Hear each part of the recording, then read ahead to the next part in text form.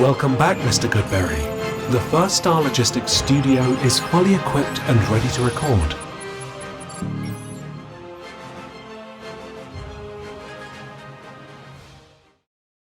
Welcome back to Bengals On The Brain, presented by First Star Logistics. I am your host, Joe Goodberry. And the Bengals signed a defensive coordinator after firing Lou Anarumo as the season concluded, bringing back former linebacker coach Al Golden from Notre Dame, who we watched in the championship game and throughout the playoffs really pitch a really good game until the championship game. This episode isn't about that, though. This episode is about fixing that defense. And a big part of that is going to be through the NFL draft. And if you've been following me and following Bengals on the Brain and been with us for a long time, you know eventually we kick into gear and start watching draft prospects. And that's what this episode is. And I debated, do I start with defensive end? Do I start with defensive tackle? Maybe a corner, maybe a safety in the first round. Typically, we start with the first round eligible guys and then branch from there to see if, as the draft season progresses, we start to get targets for different positions later in the draft. If you know me, I don't watch much college football at all. I've maybe seen 8 to 10 games this year. So I don't know these players. A lot of times when I'm watching the film, it is the first time. I don't know what the score of the game is. I don't know what's happening. I don't know who this player is. That's part of my evaluation process. That's how I do it. That's how I go in with a blank slate. I don't know who these guys are. I may have heard their names. I may have seen one clip on the internet. Not enough to really influence me one way or the other. So I'm watching these players for the first time, experiencing them for the first time. And sometimes I watch it live and react live to how it would be to experiencing that player for the first time. But this time, with this player, I did watch, because I've been trying to build the library a little bit and get ready to go for draft season. I did watch, cut up the clips of 2 games that I think are very representative of who I think he could be in the NFL, what I think his flashes look like. And I decided to start with defensive tackle. We did this last year too. We started with defensive tackle. The Bengals didn't take a D tackle in the first round. We eventually got to all the offensive tackles. But they didn't take a D tackle in the first round. They went in the second and the third. And you may say, start there again after spending 2 premium picks. I don't know that they have their defensive tackle number 1. And I wanted to start with guys that maybe fit that profile. And there may be only strong defensive tackle class at the top, they say. There may be only 3, 4, maybe 5 of them. So we probably end up running through them pretty quickly. I kind of just, who makes sense from a data profile and from a PFF grades and things like that. And we'll get to the data once we're done with the film. Who makes sense? I threw a dart at the few, and I ended up on Ole Miss's Walter Nolen. I've got 2 games here, Florida, LSU. Let's check them out. Lined up at defensive tackle there is Walter Nolen. He's going to be number 2, okay? So if I ever miss on my circle, which happens at times, or you lose track, number 2, and he's not always in the A gap. He can be in the B and C. You'll see him out at defensive end at times. He will work all the way up and down this offensive line. So pay attention to the circle and let's enjoy. Now, these are not just the highlights. I should say that first for people who have not watched this before. These are not just highlights. These are the plays that I feel are worth evaluating. If it's a quick screen away from him, not worth evaluating, right? Unless he just beats the guy quickly with a swim move and I say, hey, there's a nice swim move. So I've got 25 plays from this game, 29 from the LSU game. Most of them are good. Most of them are flashes. That rate of 25 and 29 in a game, pretty high for a prospect. It means he's making an impact pretty often. So let's watch Walter Nolen and see how this goes here. As he's trying to work through a double team there and getting in the face of the quarterback. Watch it again as the center and guard. He's lined up between them anyways, more head up with the guard, but the center's there to help as well. And ends up missing the sack here just out of his range of the quarterback. Quarterback steps up. I don't know what the flag was on. Just watching film, you don't get that stuff all the time. This time just shaded outside of the left guard. He's going to try and work through the middle. I think he's got great vision. You'll see right there how he sees where the running back is, ends up discarding the lineman on the second level, regathering himself, regaining vision on the running back, and making the tackle on like a 1 yard gain, maybe. And this is all the first drive. So you see him there again. He's going to work his way down the line. I want to go back to where the circle was. He's going to work his way all the way down the line. And in these two plays here, first vision, constant with him in the run game. That's a good thing. Second, his hustle and his ability to scrape and get down the line and follow running backs and stay with them to make these tackles, I think are indicative of who he can be as an every down player. So watch him again here as he realizes the run's going this way. He's flowing with it, staying with the offensive lineman, staying ahead of the lineman, keeping himself clean, and then making the tackle in the hole. Those are the first few plays of this game, and he's involved in them completely. Side angle shot here because we got a reverse end around, and you see Nolen. Once he realizes it, scrape back and try to make the tackle. He's going to miss another tackle. So we're going to have 2 missed tackles early in this game. But I do enjoy the hustle, working back to it and trying to make a play, sticking that arm out there, maybe trying to punch it out. The ball's on the other arm, of course, so he misses. Taking on the center, head up here. Again, vision. You see him looking, stacking, trying to get this running back off of him, or trying to get the lineman off of him as he's peeking around and looking for that running back. He does a great job there, staying with that entire play and just working with him. And even right there, the lineman's holding him. He's got him by his collar, pulling him down. Does a good job staying on his feet, still working his way back to the running back to the hole to make the tackle in the hole. That's like a 2-yard gain. He's got the left tackle here, and he gets dumped. As everyone in the middle is not really doing much, he definitely gets dumped here by the left tackle. So worth noting, I thought I saw him on the ground a little bit too much. I really like this rush out of Walter Nolen here. Give him the hezzy step and then go with the rip. He gets under him. He wins this. Hand onto the quarterback, disrupt him a little bit. It's a really good throw under duress, under pressure by the QB. But that's a pressure and a hit on the QB for Nolen. I really like how quick he is off the snap. I didn't save the sideline angle because I didn't think it showed it as well. But consistently, I thought he was quick off the snap. As you see, really the only 2 guys that are moving quickly here is this guy and Nolen. So the right tackle, I say that is, yeah, it's right tackle, and Nolen are moving really quickly at the snap. Nolen gets under him and really forces this running back to do what, right? Like I think he was supposed to go this way. Instead, he can't. He's got to go around Nolen. And where's he going to? Right to his linebacker that's in the hole there waiting. So causing a little bit of chaos and disruption for no gain. Or he's just working, staying with it. Gets tripped up, falls to the ground again. I like to note when linemen end up on the ground because it's not ideal. You don't want to be taken out of the play. Here he is taking on the double team from the left guard and left tackle. He really gets under that left guard, right? See the way he snaps his head back. His pad level's low. Great leverage. It makes him so much stronger when you're underneath guys like that, that even when the tackle comes over to try and wash you down and push you down the line, can you fight back? Can you maintain your ground? And he does, working back towards the quarterback there.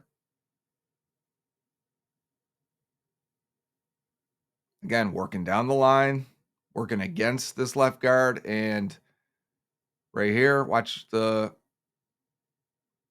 here, he's got to win, right? So he not only does he get upfield, but now when he wants to turn and chase this running back from behind, he's got to give a nice little rip and get the guy off of him.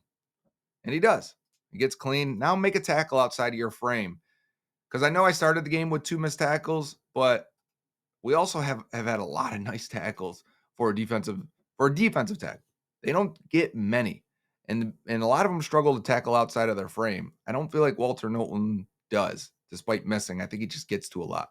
It ends up being a sack here. This is a low quality sack. This is a coverage sack, but he's fighting through. He's staying with it. He's staying alive. He's not on the ground. He's flowing with the QB. He might be there to spy the quarterback as well And if he is, then he definitely does his job of staying in front and never getting too far past the QB. Working through the double team, scraping down the line, go back to it. So he's got to worry about the center and the guard. Center gets that reach block on him. So now this is tough for Nolen. He gets underneath and ends up discarding the center right there. That's him behind him. He ends up getting back underneath him and throwing him down, making him lose his footing and make the tackle in the backfield, or at least at the line. Swim on that center right away. And then now you're up on that guard, break free of that guard. Little stumble, but still flowing with the play.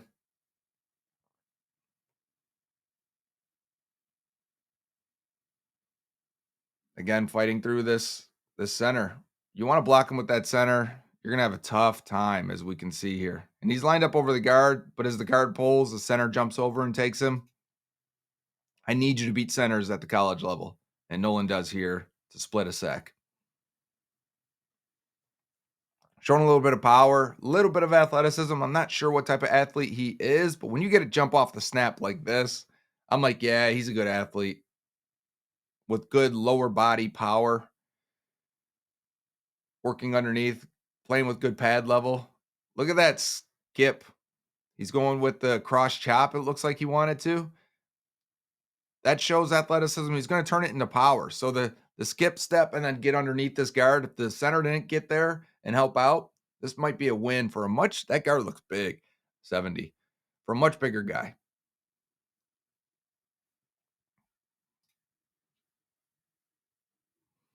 So he's just there to cause chaos on the stunt. And instead, he realizes something weird's going on with the blocking scheme. Right here, he goes, wait a second.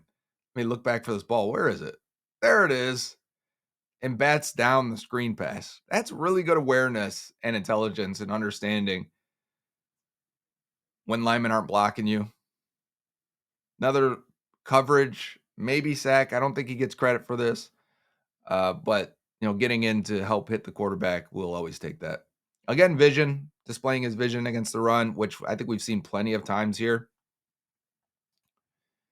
People, I saw this was highlighted as a negative run play for him, but I didn't agree because it is. I think the running back again is supposed to be here, and because Nolen is breaking through and has his head on this side of the play, the running back just says, "You know what? I'm going to cut it up." And you'll see a linebacker in the second level. I think this is his head right here. He's just way too he's over pursuing here, and I don't think he sees the running back. And that's why the running back's able to see there's 6 right there. So I don't put that on Nolen. I actually think Nolen is creating that cutback. Again, did you see where he started to where he ends up on this one? Watch the circle again. And right away, this is going to be some type of loop or stun, I'm assuming. And he gets all the way outside and then sets the edge as a defensive tackle, forcing the running back inside to his help. Taking on the double team, working inside, and then makes the tackle for a loss. This is an A-plus play against the run by Walter Nolen, especially if you're a penetrator type. Sometimes you got to take on that double team. Sometimes you got to eat it. Look at him get back inside here. Pretty risky, but get vision on the running back, and your other teammates are clogging the lane. And then as they're still trying to block you, you get underneath and make a strong tackle in the backfield. That's a really good play. He might have got a little risky unless that was a called stunt. Look at him right there get hit by the running back. I always enjoy a nice chip, even to a guy we're rooting for here.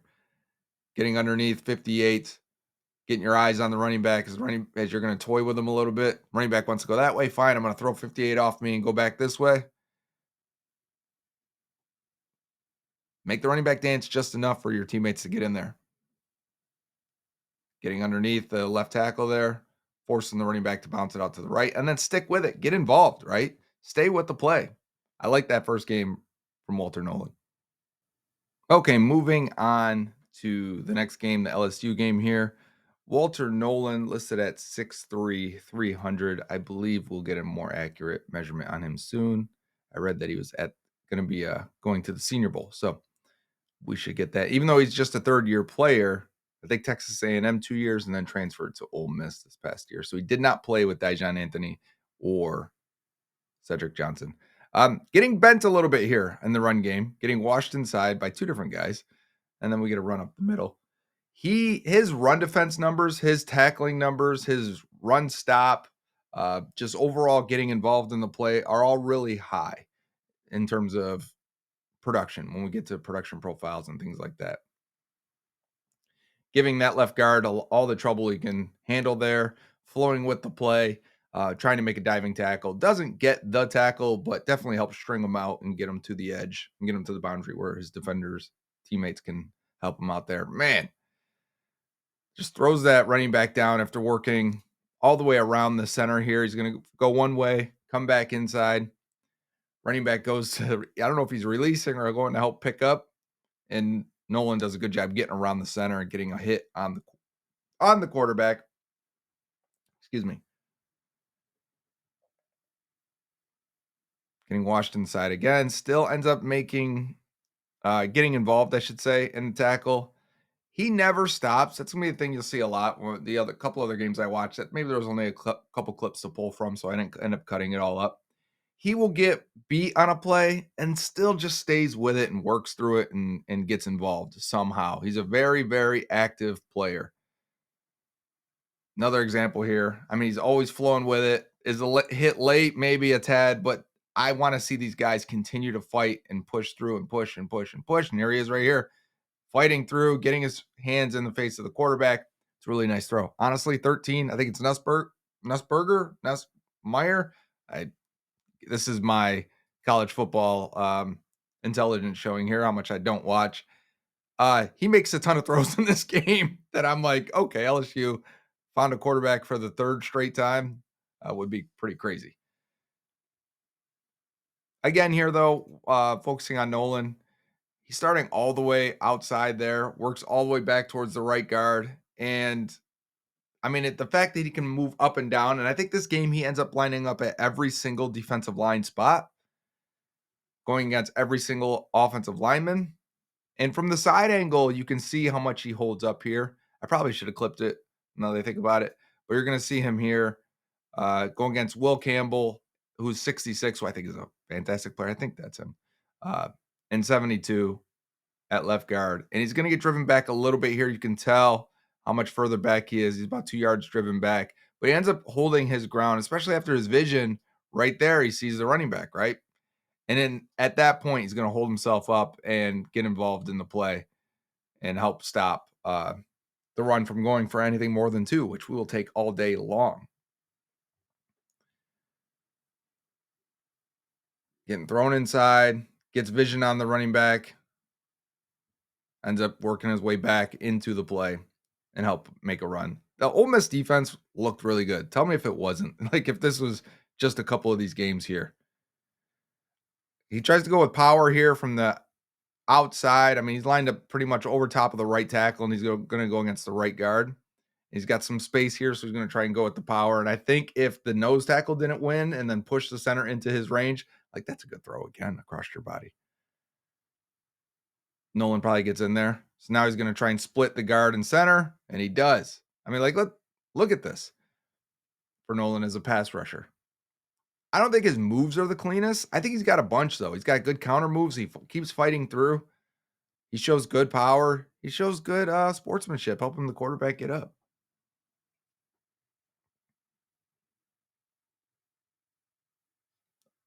I mean, just completely going from inside here and coming all the way across to help out. He's trying to help for the loop and the stunt, but man, does he blow up that center and the guard. I think he just causes chaos on this entire play. I would use him the way Ole Miss is using him because he's a football player. And when I say that in evaluation purposes, I feel like I can do anything with him. And I feel like he can create for others because whatever task you ask him to do, whether it's here, we need you to ram your head into a wall and someone else is going to get the play, he's willing to do it.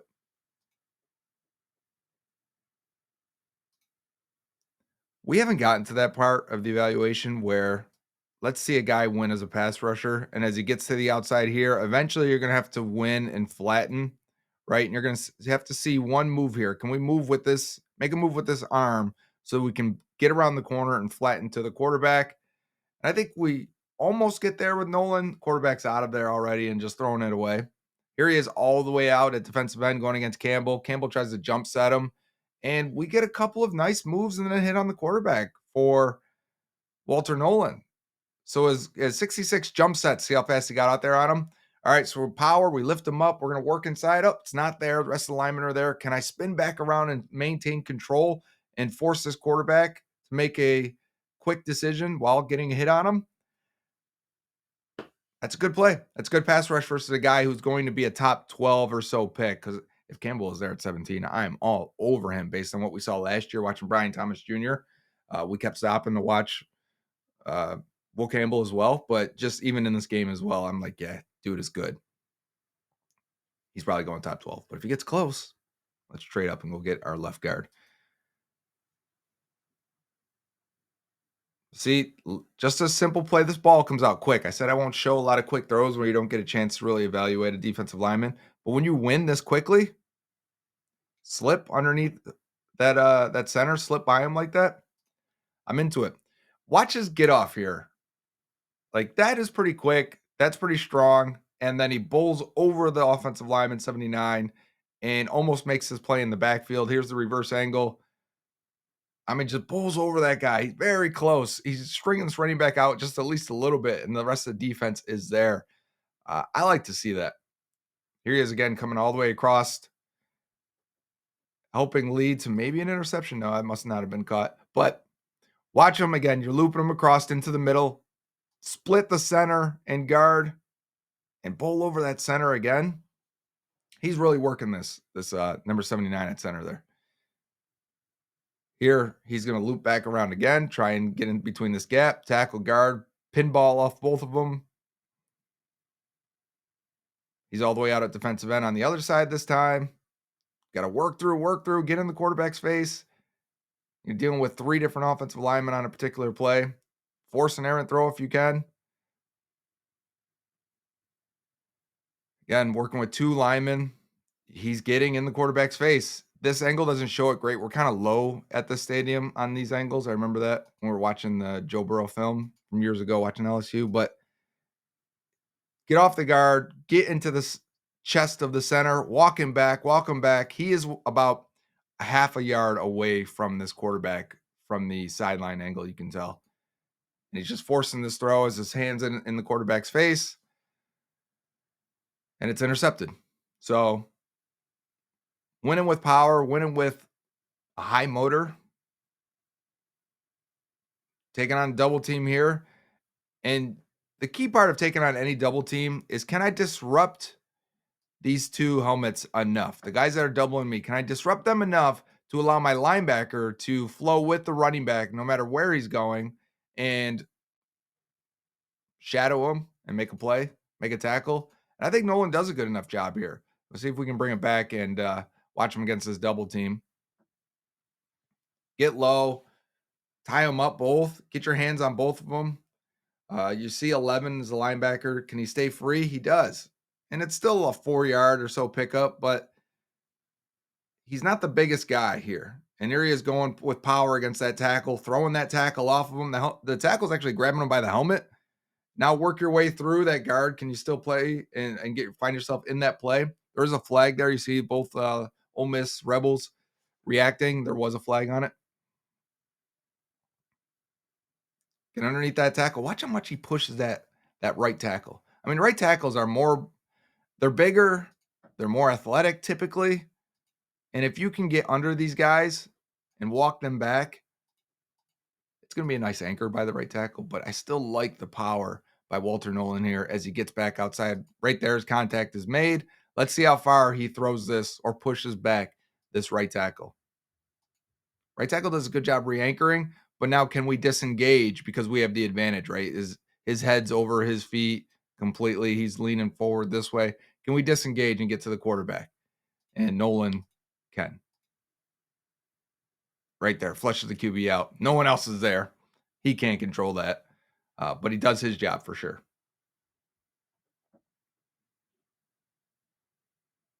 Double team again. Works his way back inside for the tackle for the loss. So he's going to take this double team on. And as the center is kind of too quick here to go get to the linebacker, right there, the center's like, all right, I'll go get the linebacker. Well, Nolen is a good enough athlete. Now we have disruption in the backfield. 51's already causing this running back to dance and do other things. But Nolen, now can you get in there and clean it up? And he does. He's the next guy breaking in there and helping make the tackle.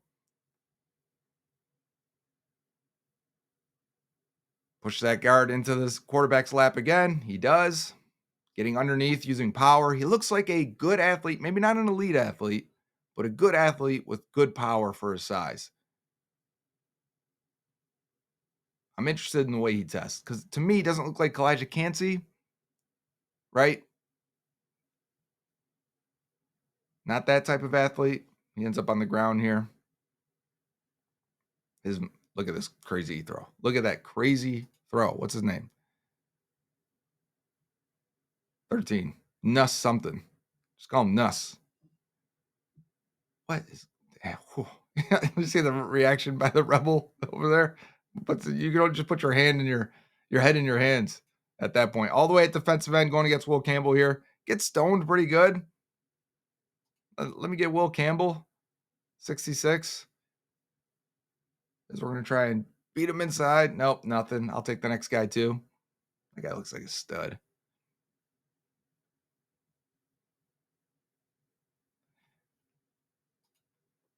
A rare run defending loss for Walter Nolen here. Just getting a little too high. I think he's expecting the pass rush. So he's a little high there. Gets washed inside. I think he was thinking he had a chance there to, again, going after Campbell. Look at this throw. Look at this throw. Yikes. This guy didn't come out. Is he eligible? Going against Campbell there. Hoping to cross chop him. It's a tough ask, I think, for Nolen. First of all, you're going out this side, and then you want me to come in and try and cross chop you back inside. First of all, I didn't threaten you around, so going back inside is pretty tough. And that's a guy who is likely drafted before you will be. Look at this throw here, though. He's dropping it to throw right now. I think that's number one. Isn't even. He's just about to cut and break. Oh, yeah. And that to trust that he's going to be open with a guy in your face, 51 in your face, you're almost. Did he just bend this thing around his offensive lineman? It's a great throw. Whew, touchdown. Crazy throw. Walter Nolen will be 21 and a half. He's about 21 right now. 21 and a half on draft day. So if you hear me throughout the draft season talk about a player's age, it'll be at the draft day. It's how we track it. Looking at his production, though, and wondering what type of player is he over the course of a season, he's not in the elite range for a lot of things like pass rush win rate or run stop rate. He's in the good range, the 84th, I think it is percentile, 84.2 percentile for true pass set win rate. So that's pretty good. It's not in the elite category. It's not obviously Mason Graham, who's in the 98th percentile, which I don't even know if we'll get to Mason Graham in this series because he's so good. He should probably be a top 5 lock. But getting an 84th percentile guy is really good. There's only a couple of other guys that we'll even end up watching that are higher. And one of them will be Derek Harmon at 89th percentile for true pass set win rate. So that's a good thing. We're in a good range with him, and you get better overall defensive stops and missed tackle rate and solo tackle rate. Walter Nolen is in over the 90th percentile for all three of those. So that's a good thing. That overall comes into a market share adjusted data profile, production profile. And these may be new terms for you if you're a newer watcher. But what it does is it takes in your tackles for a loss, your sacks, and it compares it to the rest of the Ole Miss defense, and then compares it to players your age, because age is included, the conference of the teams you play. So everything, it's market share, which is a share of what your defense produced, and then adjusted for strength of schedule and for your age. Walter Nolen comes out in the 94th percentile because he's a young player that was doing this at a at a decently high level. So if I say the tape is good enough for the 17th pick, if I say the production's good enough for the 17th pick, the only thing we're waiting on now is the athletic testing, which happens in February, obviously with the combine. So we will come back eventually to the defensive tackle class and have final rankings and do mock drafts and all of those things. But as of right now, are we turning the key and saying yes on Walter Nolen? I am. I think he's worthy of the pick.